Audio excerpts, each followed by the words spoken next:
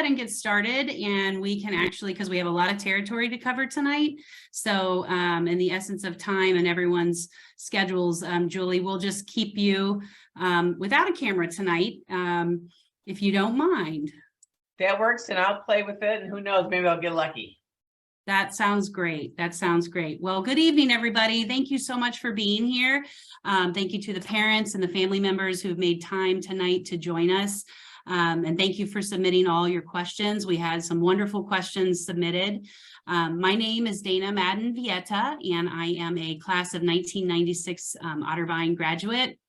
And I'm currently serving as the interim executive director of the alumni and family engagement team here at Otterbein. So I am also a parent of a first-year college student. Unfortunately, I could not convince her to come to Otterbein, much to my husband and I's chagrin, because he's also an alum. But I am sitting also in your shoes as a fellow college parent. And as I was looking over many of the questions, they were really resonating with me because it's a lot of topics that have gone through my mind as well. So I'm really looking forward to the conversation we're going to have tonight, and the great information that my colleagues are going to share. So I do want to share that we are recording tonight's Zoom just so we can have it to be able to share with other parents who couldn't join us. So just know that we are recording it. And before we get started covering the questions, I'd like to make a few introductions just so you all know who here on the Zoom is from the Otterbein team here on campus. First of all, Julie Saker, we're sorry we can't see you. We're hoping you can get your camera. I'm working on pulling it up on my laptop, so okay. I'll be there. Well, Julie is our dean. She's waving. Julie is our Dean of Students and Student Affairs, and she's a wonderful resource to have on the call tonight. So thank you, Julie, for being here. We also and give a wave to Kate Lehman. We have Kate Lehman on the call, Assistant Dean for Student Success in the Student Success and Career Development Office. Thank you for being here as well. We have Pate and Mike Rudolph, who are the Otterbein parents and the current co-chairs of our Family Engagement Network, which is sponsoring tonight's town hall. And they also have a wealth of information as fellow parents. So I also think that there may be a few folks from the Family Engagement Network. I'm not sure if they're on yet, but if you are in that network, please give a wave or a little thumbs up if you don't have your camera on, just so folks can know that you're a part of that great volunteer group. So I wanted to first give Pate and Mike the opportunity to talk a little bit about the Family Engagement Network, if you guys wouldn't mind kind of sharing what that group's about and your involvement with it and anything you want to share. Sure. Good evening, everyone. It's nice to see those that I can see, and nice to have so many people here. We started with the Family Engagement Network in 2019. Our daughter was a freshman. We kind of wanted to know what was going on, and we wanted to get other people involved and just kind of get a handle on what it was. And then came COVID. So our plans have obviously, it's been a little tough, but the group is really just here to help other parents meet other parents. We don't live in Westerville. We do live closer than most, and we really just wanted something that we could have a group that could share resources, could share stories, could help connect one another. And you'll see us at most events. We'll have a table, we'll have an area. We're always available for questions. So really our goal is just to work with Otterbein and help them with their mission on getting families and getting the Cardinal Nation together and making it bigger and better. So yeah, the real emphasis to this came from our involvement here in Oxford at Miami University. We're both Miami grads, very proud that our daughter wanted to become a Cardinal. But down here, we spend a lot of time when parents come to our community. It's very small, don't have the resources like we do all around Westerville and Greater Columbus up there when we come to Otterbein.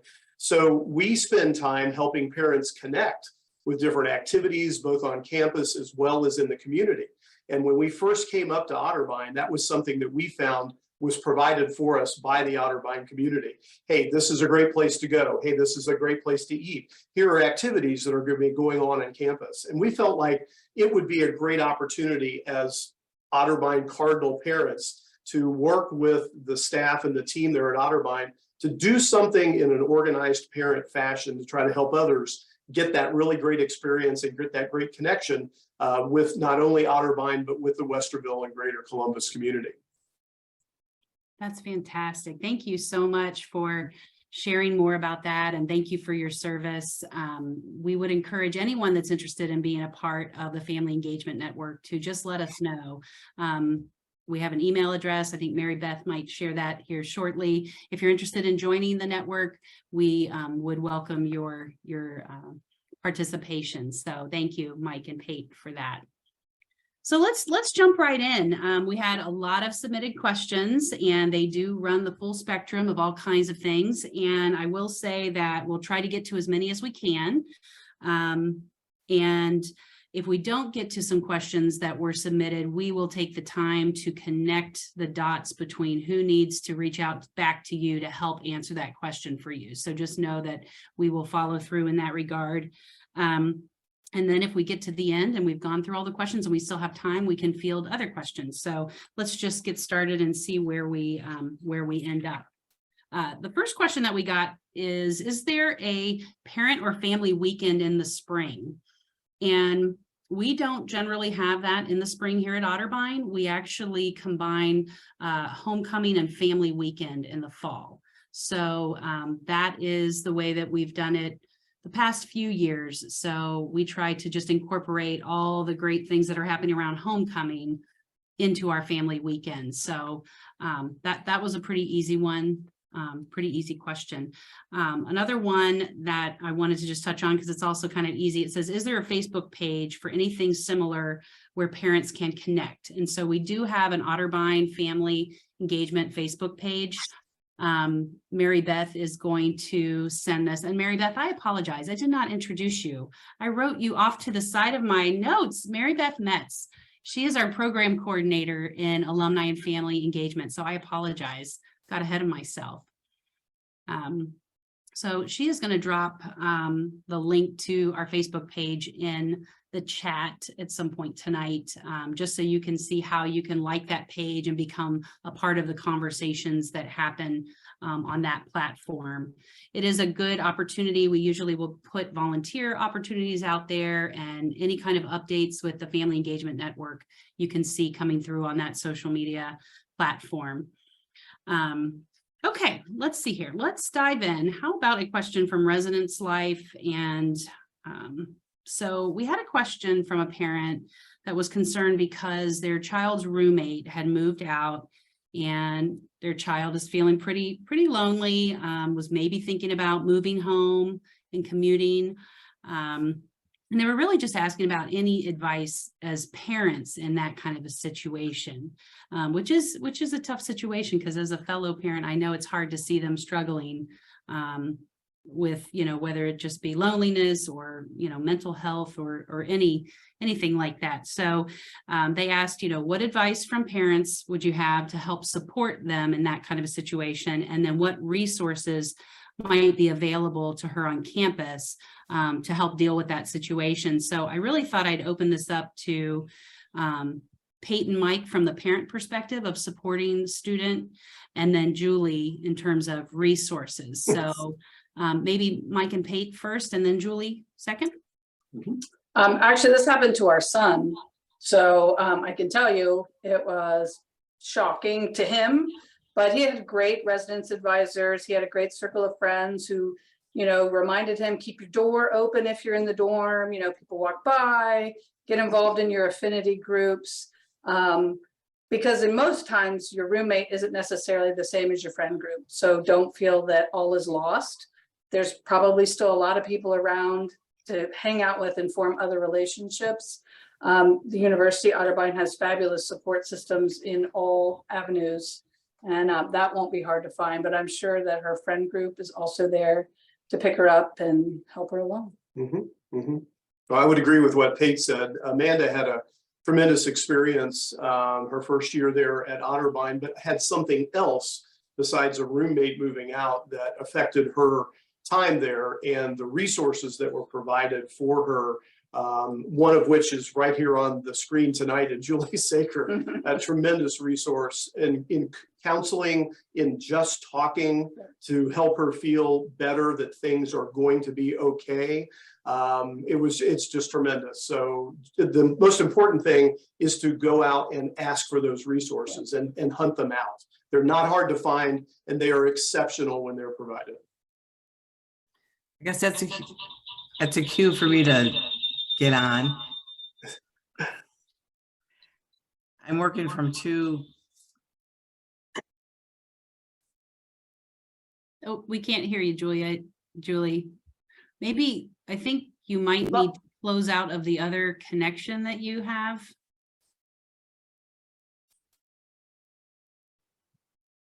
Can't hear you.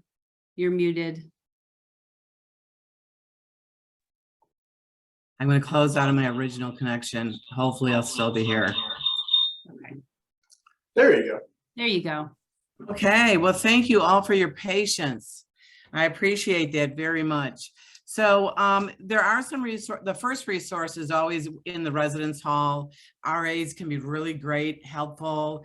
And so I would always encourage a parent to, ask their student, who's in your residence hall? What about the student leaders? If it's not the RA on your floor that you connect with, maybe it's the RA somewhere else.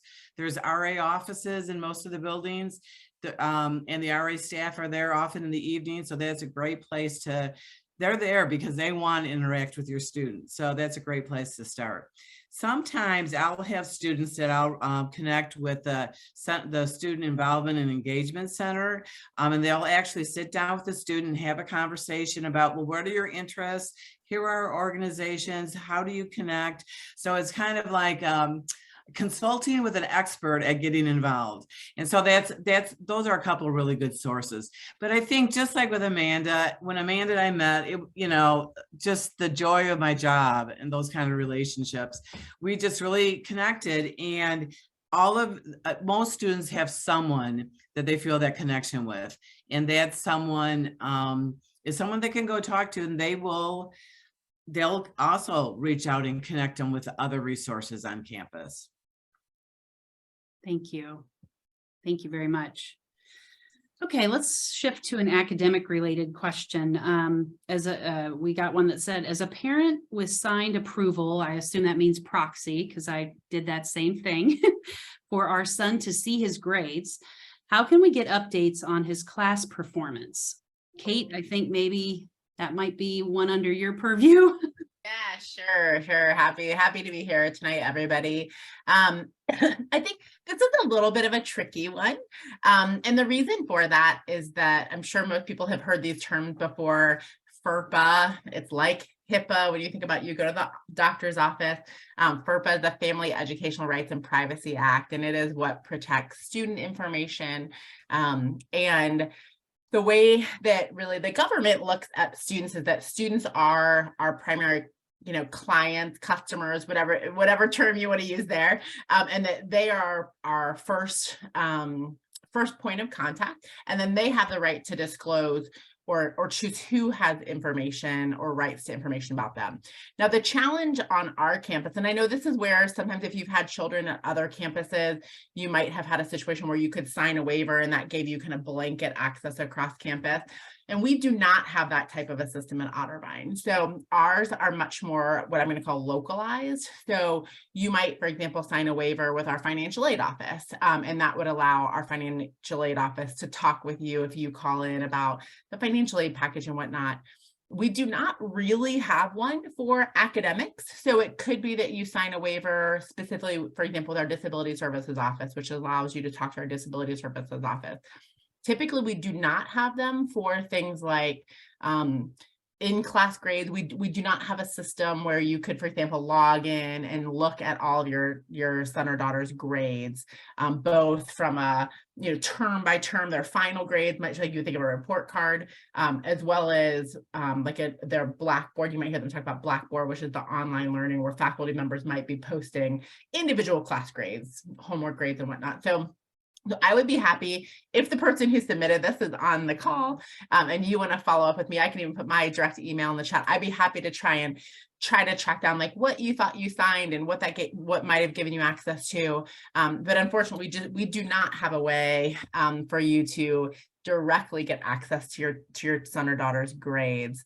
Now, what I would say is this is always a really great opportunity for talking to your sons and daughters about your expectations, about sharing grades. And, I know a lot of families who say, look, like, we're happy to let you kind of do your thing during the semester, but it is our expectation that we're going to log in together at the end of the term and we're going to be able to see those. And part of it is also, the last thing I'll say about this is it is a little, and you might be hearing this from your sons and daughters, it is and can be a little inconsistent about how many of our faculty are posting grades in, for example, our Blackboard system. And I know that can be a really big challenge and change for some of our students if they're coming out of a K-12 system where they could log in a portal and they could track their grade the whole semester. I joke with students that, some of us went to college in the dark ages and we had to like write that, you got that test back and you got an 87%, you had to kind of write that down in the syllabus and you had to kind of track how you were doing. And that a lot of our students don't know how to do that. So some of this is also coaching your sons and daughters on, all right, let's think about how do you think you're doing? Like, what tests have you gotten back? What papers have you gotten back? What kind of percentage is that paper on is that a 50% of your grade or is that 10% of your grade? So I answered a whole lot there, but the long and short is we do not have actually a universal waiver for access to grades. So if someone wants to follow up with me on that, I would be more than happy to try and track that down and trace that down a little bit. If I can interject, we do have a couple athletic programs who they meet regularly with their student athletes. In particular, I'm going to talk football and wrestling. I know in general, but they will sit down weekly with your son and have you communicate as well, and communicate with the parent as well with what their actual grades, where they stand, what are the issues, etc. So we have on the athletic side, there are some programs that go pretty in depth with their children and do involve parents with the son sitting right there with them. So there are those options out there as well. Coaches will work with you. If you're concerned, pick up the phone, send an email, whatever it may be, but coaches will communicate with you in terms of helping or whatever your concerns may be, I guess I should say. That's great. Does anybody have a follow-up to any of our parents or families, any other additional questions around this topic? Okay. Maybe can I just ask sure. a quick question? That was actually the writer. So we have the FERPA, and I'm not terribly, I do not want to micromanage him, but I'm also a long way away from him in California. So I was just trying to get a sense for, as also an indication of his integration into the Otterbein experience. So that was the reason behind it. And we did do the FERPA thing. So it sounds like that's not sufficient, which is fine. I may reach out to you, just figure out if there's any way I just get a pulse check to making sure that I'm not there at all to get any sense of how he's engaged. Yeah, absolutely. I think I put my email in the chat. Happy to chat with you. And there are ways, if you feel like the information you are not getting, for example, at the end of the semester is maybe you're not sure. There are little things we'll do. For example, we mail academic standing letters home because we find that to be fairly effective to land in your mailbox.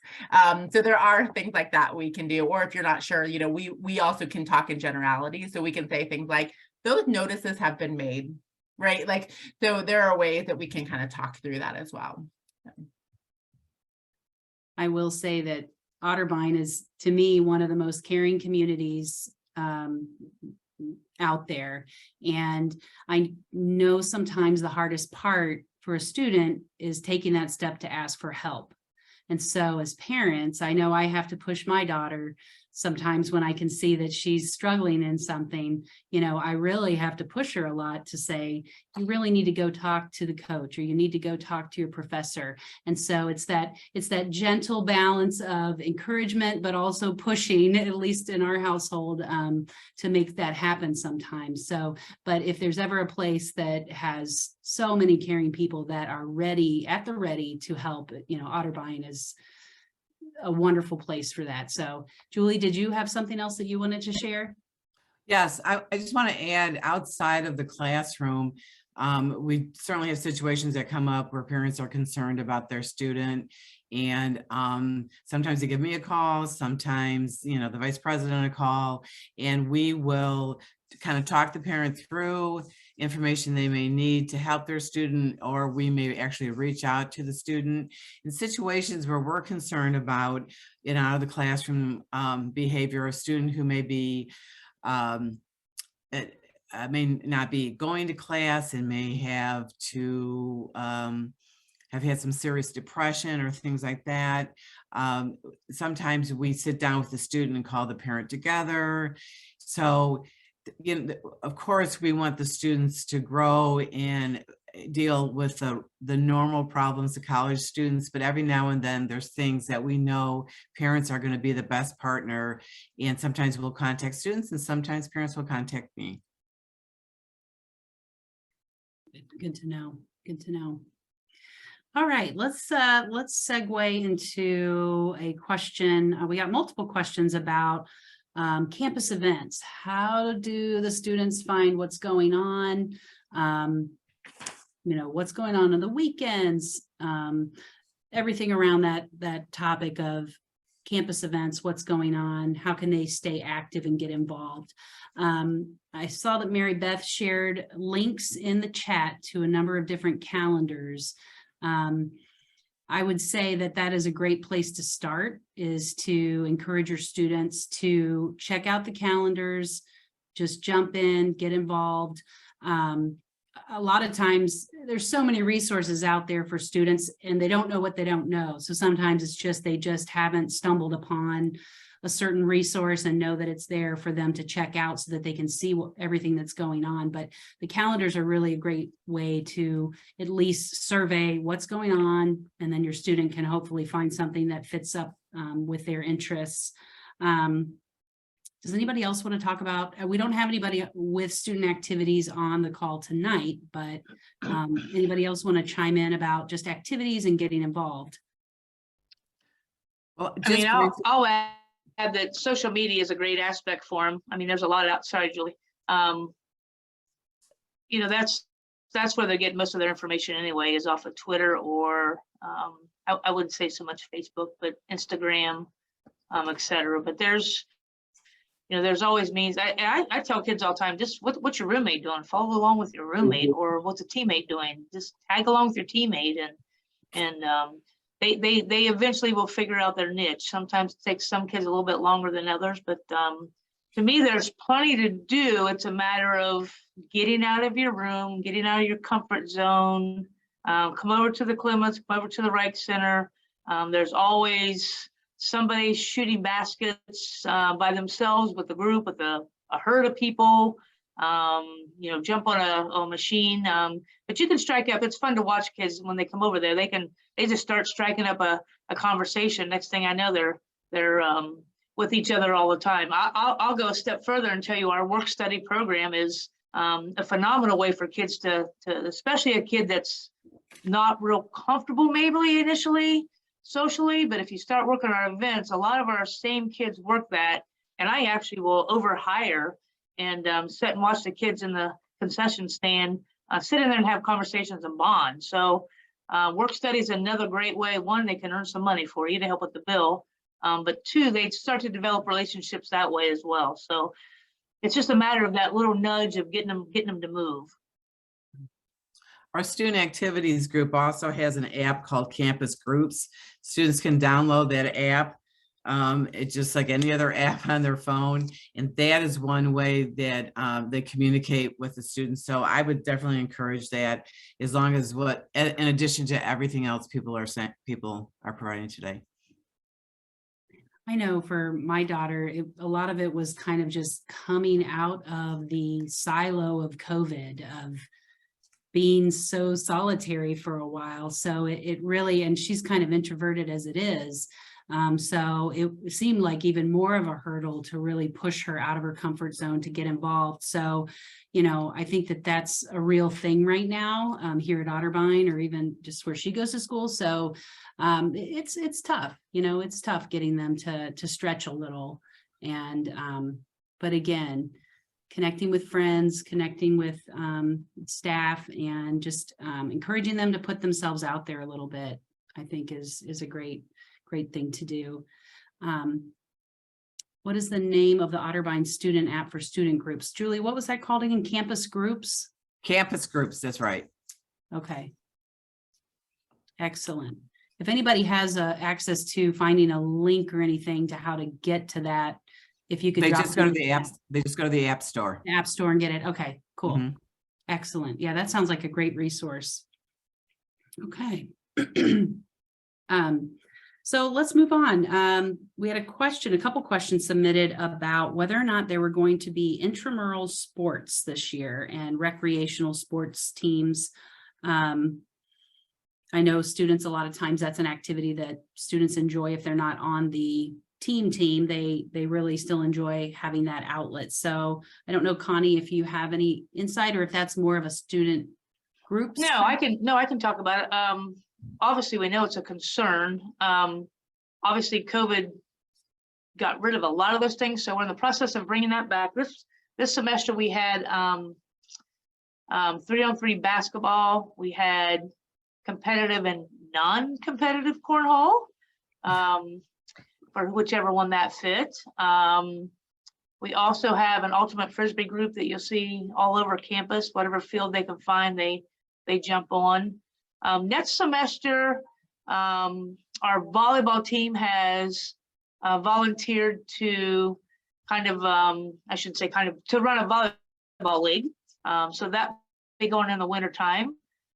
So yeah, we'll work with our sport management majors, our kids, to kind of revitalize that, help get their friends involved.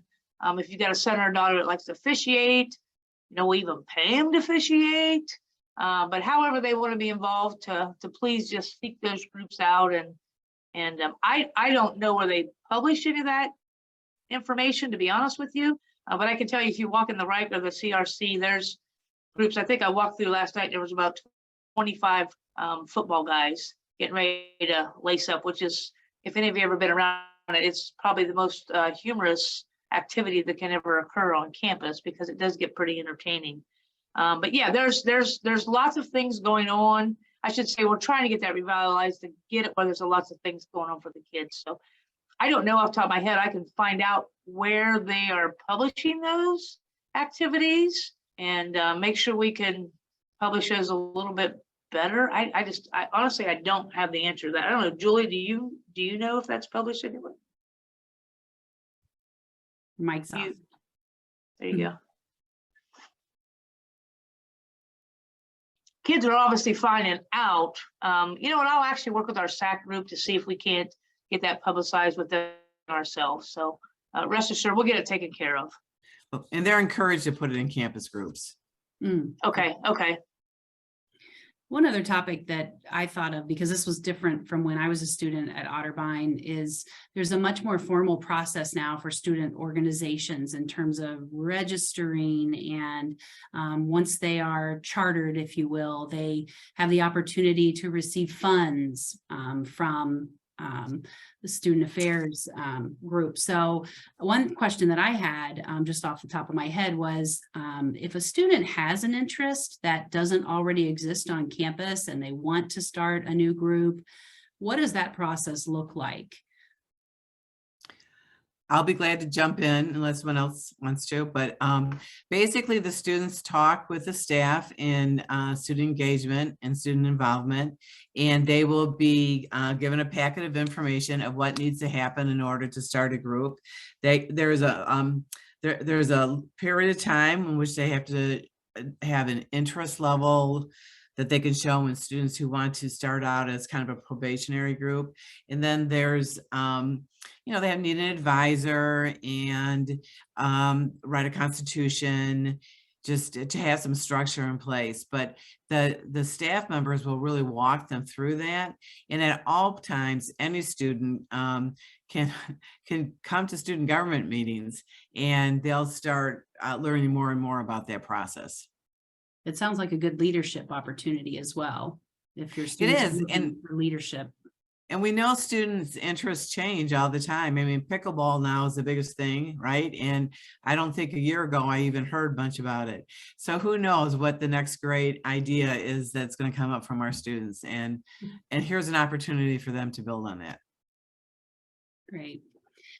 All right. Well, we also got a question about how to send Amazon packages to students, which might come in really handy right now as we're, the holidays are coming up and they might need that extra little bit of encouragement after Thanksgiving to make it to the finish line. So it's pretty simple, and Mary Beth will probably just throw this in the chat too, but it's really just sending it the student name, Otterbein University, 1 South Grove Street, and then every student has a mailbox number, and it's really just as easy as putting it, just what you see in the chat there.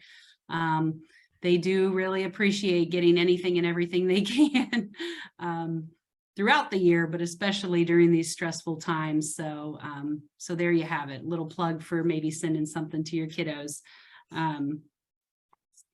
Let's see here. I want to make sure we talk about food.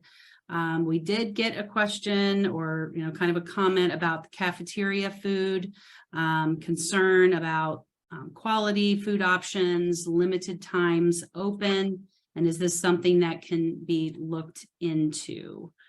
Who would like to field that question? I talk about these issues regularly, and so I'm going to jump in, but Dana, you just tell me to turn off my microphone for a while. I'll be glad to do so. But we had the conversation today.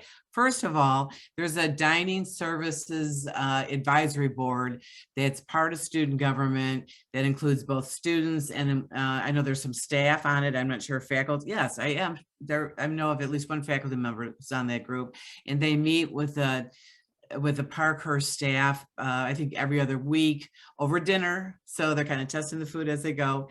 And so the students have identified that as a problem.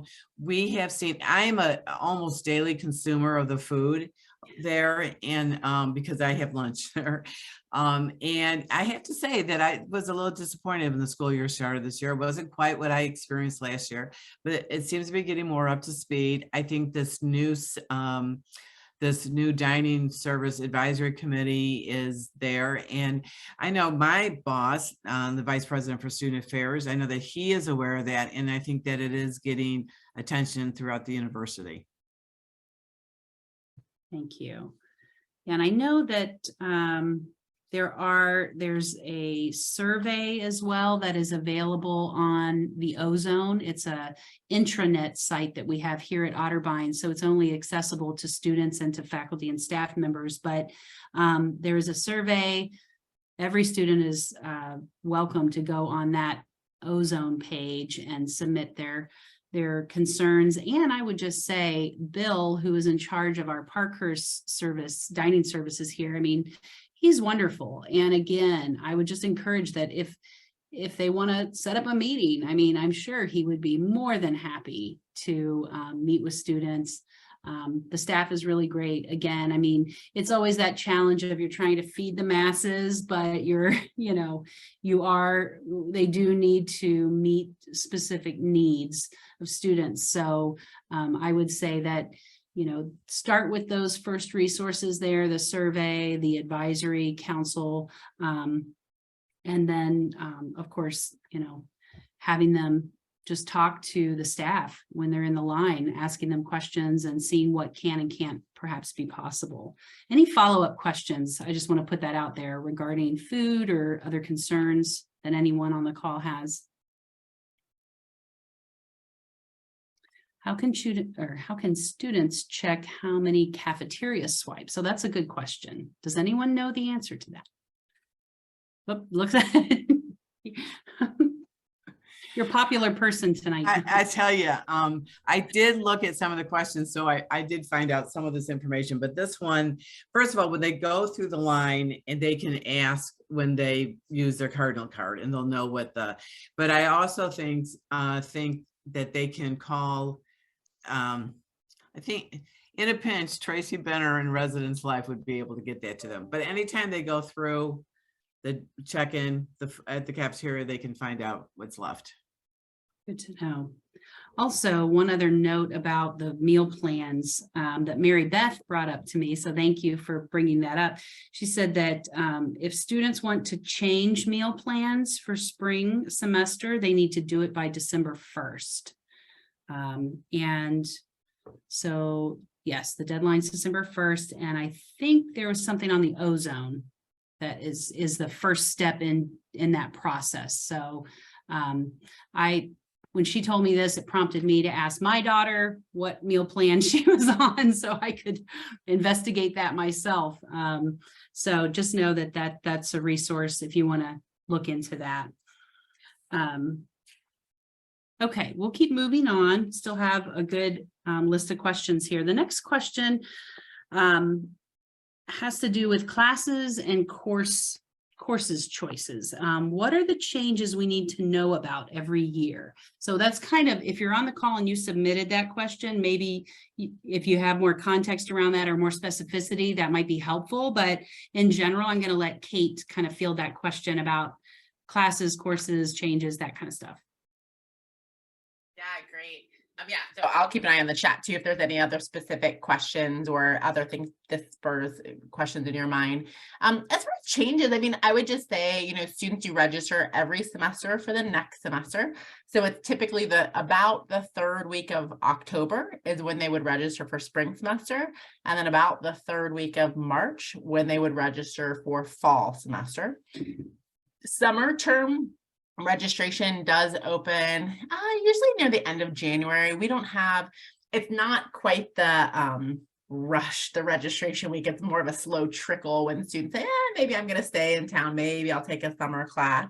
As far as other things that change, I mean, yes, our schedule of classes changes every year. I would say, in case this impacts any of you or your sons or daughters, that we did ask our department chairs to really take a deeper dive as we look at building the 23-24 schedule of classes. That we've had a couple of problem areas that we just knew were happening, where classes, frequent classes are at the same times or short transitions between classes. And so we're actively working to address some of those problems. And as you can imagine, there's so many parts to the schedule.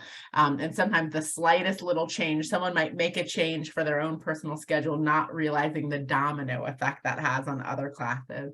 But that's something we're always looking for feedback from students. The other piece I'll just point out is DegreeWorks is a really important resource for your students to know about. DegreeWorks is our degree audit system. It basically, I explain it to students as it is a custom report of everything they've taken and everything they still need to take in order to get their degree. So DegreeWorks is the first thing they should always be looking at when it's coming time to register. And it shows them kind of what's in progress, what's still needed. And that is something they, like I said, they refresh every semester. So I don't know if that gave a good enough overview. And again, if there's other specific questions related to that, happy to answer them. Great, thank you. Yeah, feel free to throw stuff in the chat or raise your hand on the Zoom screen. We also got a great question about special accommodations, whether they be for learning differences or housing accommodations that might be unique, and what Otterbein does to help our students in those areas. So it's probably twofold. Both Kate and Julie can probably speak to that. And yeah, so would one of you like to field that, or both? Well, I'll jump into the housing, and Kate could probably talk more about the academic area. First of all accommodations would go through disability services.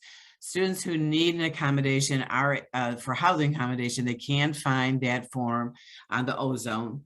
And it would go to disability services to identify what the appropriate accommodation is for the situation for that student, and then it goes over to Residence Life.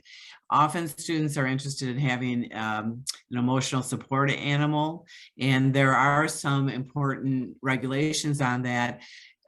one, of course, is the student need, but there's also regulations related to the animals in terms, they have to be old enough to have all their shots. They have to be, the animals themselves have to be healthy so that it's a good experience for them. So students aren't necessarily thinking about that much detail, but it is good to keep that in mind. Yeah, and I can jump in on academic accommodation. Most of our students who have academic accommodation, so I would say there's ongoing or permanent, and then there's also short term. I'm actually going to start with the short term because that's, I would say, an often unknown service or opportunity, and that is when your son or daughter or student has a short term issue. So I see Connie in the corner. I had a student in my class this fall who was a soccer player who tore his ACL. And so can you imagine, this is normally a really healthy kid who has no problems, but man, did he have a hard time navigating campus on his crutches. And even things like we needed to put an extra chair in the classroom so he could prop his leg up, right, during class. So if you do have a short-term situation, concussion, mono, again, a surgery, something like that, then know that we can do accommodations for that to make sure that that student is able to kind of continue as best we can. And then there's obviously the long-term accommodations. And so that is when a student has been diagnosed or dealing with some sort of whether mental illness, again, physical illness, things like migraines, right, or a chronic illness that students sometimes might have, for example, a need for absences or extensions on work. And then obviously learning disabilities that might impact their coursework. And so if your son or daughter has anything like that, hopefully they have registered with our disability services office. And then based on what their specific diagnosis is, then they are offered kind of a slate of typical accommodations for that situation. I think the biggest thing we see is that oftentimes I would say students feel sometimes stigmatized from their K-12 experience, right? They were on an IEP, they had a 504 plan, everybody kind of knew, they knew when they got pulled out of the classroom to go work with the reading specialist. And we oftentimes see students who show up and they say, I'm gonna try and not use my accommodations, or I don't want to live that same experience. And what I always tell students is that the nice thing when you're in college is you have control over when those accommodations get disclosed and when they get used. So you might find yourself in a class that you don't really, I teach a course in the fall that I don't give any exams, I don't give any quizzes. So somebody who might need extended time on a test, they don't really need to use that accommodation in my course, right? But they might find themselves in another class where like, oh yeah, I really could use the accommodations for this. And so what I always tell students is it's important to be registered with disability services and know what your options are, even if it's you just have it in your back pocket. And then as you progress through a course and you realize, ooh, I really need the extended time on tests, or yeah, I'm going to really need some flexibility on an attendance policy. Then they can work with disability services to put those in place. And it's so much faster if they're already registered and ready to go, as opposed to them starting the registration process and having to get their diagnosis documentation or having to get their 504 plan from their high school. And then the last thing I will say is, and it's also important to know that those accommodations have to be deemed reasonable. So those have to be, we will look at the course, the goals and the outcomes for the course, the way the course is taught, and then the Disability Services Office will help negotiate and kind of deem what is reasonable. So for example, a course that's really high discussion, really high group work, lots of hands-on learning in the class, it's likely not a reasonable accommodation to allow that student, for example, to Zoom into class if they're sick, because they just can't get the same outcome and the same experience. But in another class, that might be okay, right? So that's, I also think is really important, is that there's kind of a conversation with reasonable expectations. Mhm. That's a great answer. Yes, thank you for running through that. I'm going to put you on the spot again, Kate. Well, not really on the spot. You know this question's coming. It was a great question about when a student is struggling in a class, but particularly because they're not really on the same wavelength or jiving with the professor. And as we all know, college campuses are an ecosystem of different personalities, and just, you have some professors you love, you have some professors you might not love as much. And so we got a question about from a parent who has a student who is maybe having some struggles with a very kind of rigid, maybe is not the best word, but with someone, professor that is pretty strict, I guess you could say, and feeling like they have exhausted, the student has exhausted every avenue in trying to make progress in terms of studying, student success, tutoring. And, at what point, do you say, okay, what is the professor accountable for in terms of the give and take of the relationship of learning? So Kate, can you speak to that just a little bit about what that looks like? Yeah, and obviously, this specific question, again, could be a little bit tough and nuanced and layered. But yeah, I'll speak kind of in generalities first. But yeah, I think you said it really well, Dana. I like the ecosystem example. I might start using that myself. Sometimes I say to students, it's like blind dating. Like sometimes you're going to get along with somebody and sometimes you're not. We have all worked with somebody that we just clicked with, and we have all worked with somebody that we do not click with. And the same thing happens with professors, right?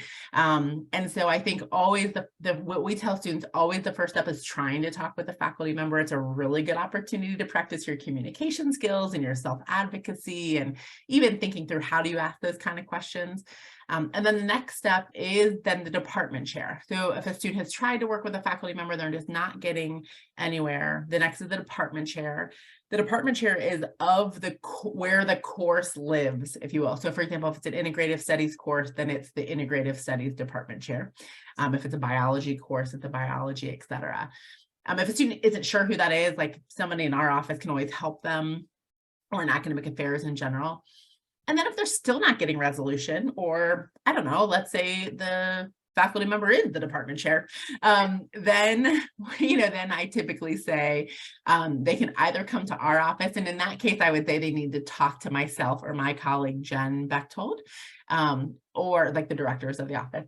Or the other person her name is Chris Reynolds, and she's our associate provost for faculty affairs.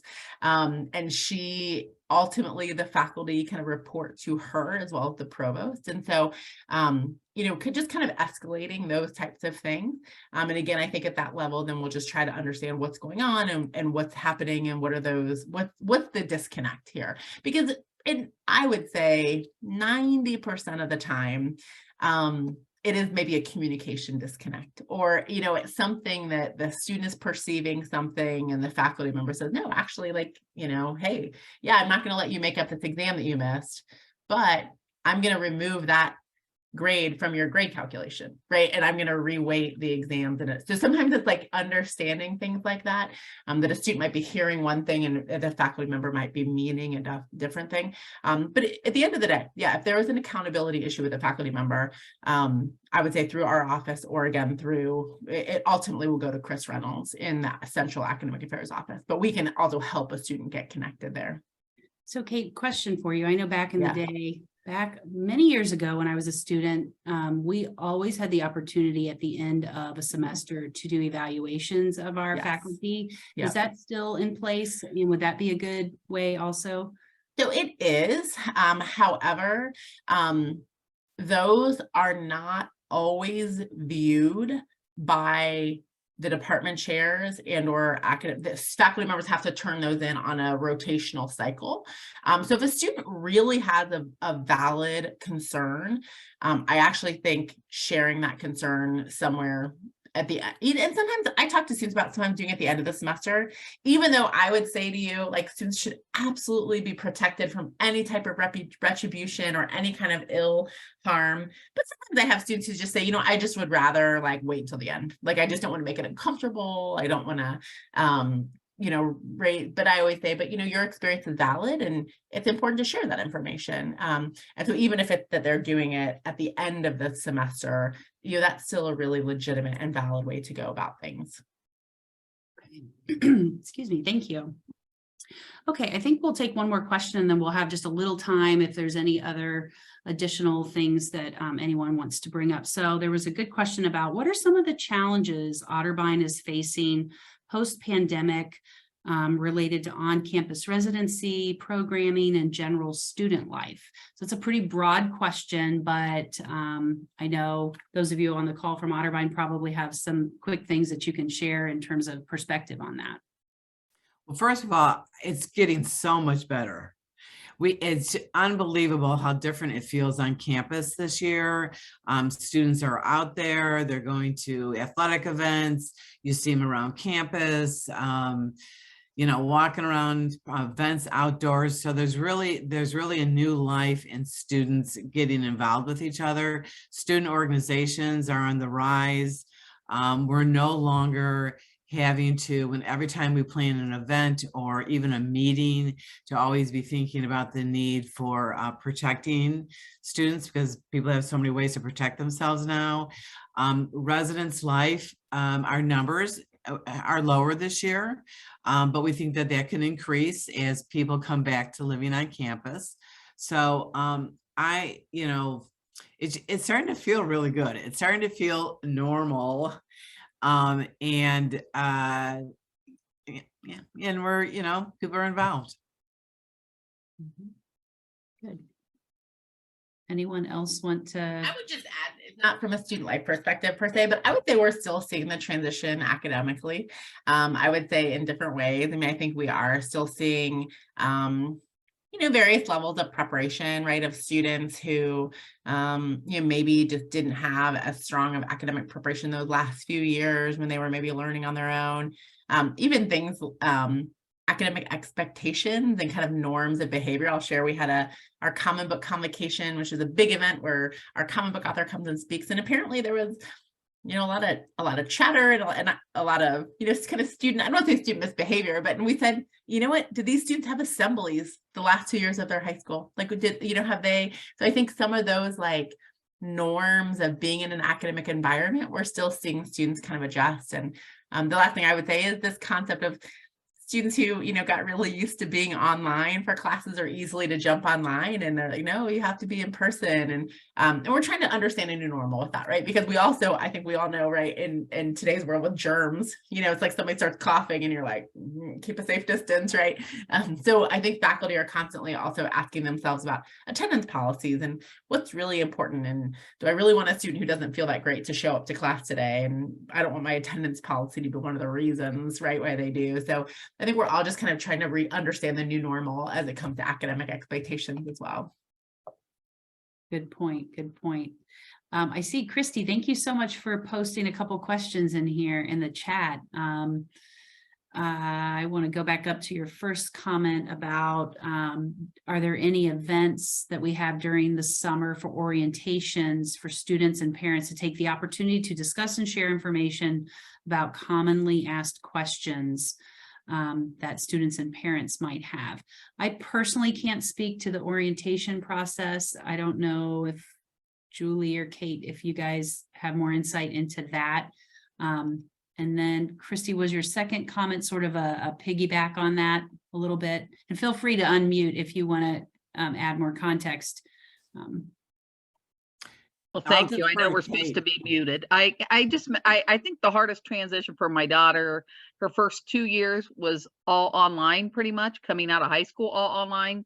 And then it flipped to all of her classes were in person. So, and it wasn't just so much her, but, you know, I think since so many students work athletics, I mean, they loved that flexibility. If they couldn't get to class, they could watch it later. I loved that. I think it was a great, one of those creativity things that came out of the pandemic, but I do know it's harder to make up work if you can't get to class in person and there's no other option unless there's something the professor offers online. So that's what that was about. Thank you. Makes total sense. I can totally relate to what you're saying there. Yeah, and I'll just jump in also on the orientation piece. It's funny that you mentioned that, because we actually are doing exactly what you're saying. We're actually kind of conducting a larger audit this year of our orientation and transition process. And one of the questions we're kind of asking ourselves is, what are the things that we kind of learned or utilized in the pandemic? And can we introduce those into the summer. So you heard it here first. We, for example, are thinking of doing kind of a lunch and learn series over the summer, every few weeks, like at lunch on Zoom, right? So you could log in from wherever you're at and maybe choosing specific topics. Maybe Residence Life does one where all they talk about are things like, linen measurements and housing accommodation and whatnot. But, maybe we have the billing office do one, and families could kind of choose the ones that they're wanting the most information on. So if that's a cool idea, just put in the chat so I know to keep moving forward. But we're looking at those types of things. We do have right now our single full day, single orientation programs. And they're great and they're effective and they're fun, but they're also really long. And we know we are throwing so much information at you. And so we are trying to imagine, how could, is there a way to maybe think about that differently? And I think we're going to be looking to partner. I think we're meeting maybe on Monday, Dana, to talk about, partnering. And I would love to think about partnering with the Family Network about, are there other ways, especially if part of the desire is just connecting with other parents and building that network. So yeah, we're very open to ideas right now because we're really trying to reimagine that. If I can add too about parents being there, in the last summer and then again this summer, they invited the Family Engagement Network people to come to 2 open sessions. First of all, we got a few members out of that. Missy, if you're on here, thank you very much. But also really, you would have parents just come up to the table when we were finished with very personal questions, some very general questions. And the thing is, y'all made it easy for us to be prepared because we had all of your information. We knew where you were. Many of us have interacted with you before. But those events that happened around orientation and the Otterbein Experience Days, I think as a group, the Family Engagement Network said those were some of the most successful ones because that's when we talk to parents. Yes, we can talk to them at our homecoming table and everything else, but that's when they're there, a little doe-eyed, and they have some questions and think no one knows the answer. And all of us parents, we've gone through it or we know someone who did. And Otterbein by far has the best resources in every single person I've ever engaged with there. Hands down. So I really think if you guys could keep that going, it's a great opportunity for us. And then when we see them at homecoming and at commencement and everything else, we ushered and we would see all these people like, I remember you from this. So it really makes a difference. And you can count on us to show up. We will be there. That's great. That's a great kind of final thought for us, that your best resource sometimes are your peers and your parents, fellow parents. So just another plug for that Family Engagement Network to get involved with it, at least make a connection with Mike and Pate if you can, even if you don't think you might have the time to volunteer or get involved in some higher level. Please consider them a resource. And of course, all of us on the call on the Zoom tonight from Otterbein. And I want to be respectful of everybody's time and just appreciative of all the great questions that were submitted. And to my colleagues, thank you for being here tonight. And please don't hesitate to reach out to any of us should you have concerns about the topics we talked about tonight or other topics that you're concerned about. And we just thank you for being here and hope everybody has a wonderful rest of their evening. So, Thank you, everyone. yes, thank you.